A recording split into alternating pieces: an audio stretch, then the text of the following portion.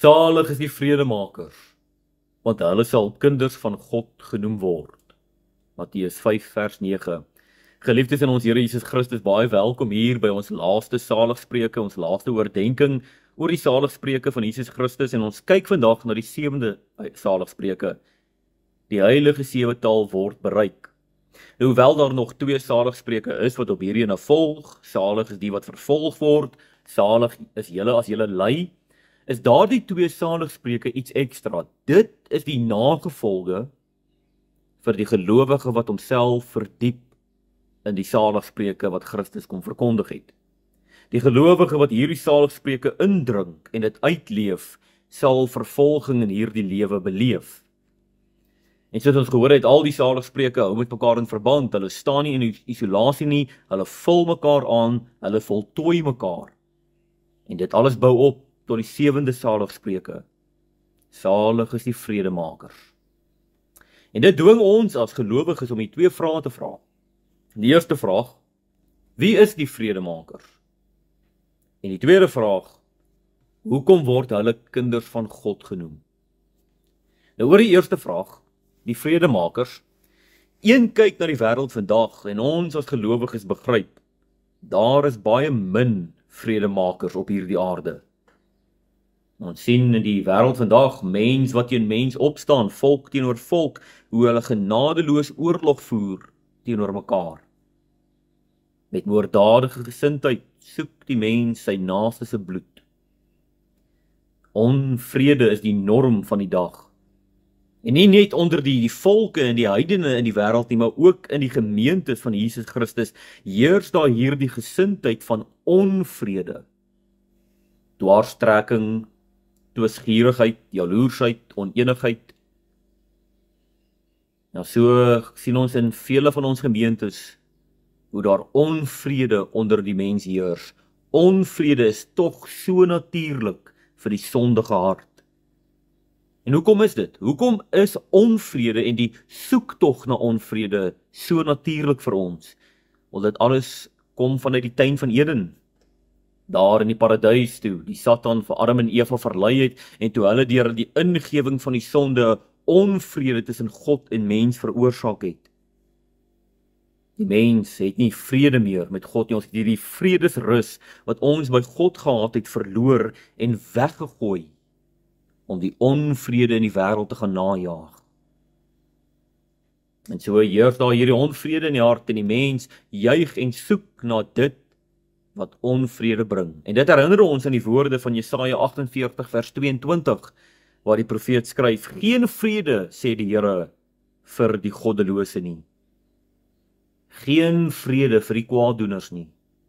Geen vrede vir die dwarstrekkers nie. Geen vrede vir die persoon wat moeilikheid maak nie. En dit was ons almal. Dis wat ons almal verdien het weens ons sonde, geen vrede met God nie. Aangesien ons almal in sonde ontvang en gebore is ons almal in ons onvrede verlore. En die volk in die Ou Testament het dit begryp, daarom dat hulle in die Ou Testament gesmag het na die vrederyk wat die Messias gaan bring. Talle tekste in die Ou Testament voorspel van die vrede, die absolute vrede wat hul Messias vir hulle gaan gee. Selfs die offers in die Ou Testament. Die offers in die Ou Testament was gebring met die oog op vrede tussen God en mens. Hierdie dier word gebring en sy bloed word uitgegiet, sodat ek vrede met God kan hê. Maar hierdie offers het alles heen gewys, vorentoe gewys na die Messias wat gaan kom met sy vrederyk, waar absolute vrede tussen God en mens sal heers. En so lees ons ook daarin Jesaja 9 vers 5 van die vredevors wat beloof word. En in die Nuwe Testament word hierdie vredevors mens, Jesus Christus word as mens gebore en hy kom om die mens weer in verhouding met God te bind. Christus bring die vrederyk. 'n Vrederyk waarin ek en jy deelagtig is deur sy bloed.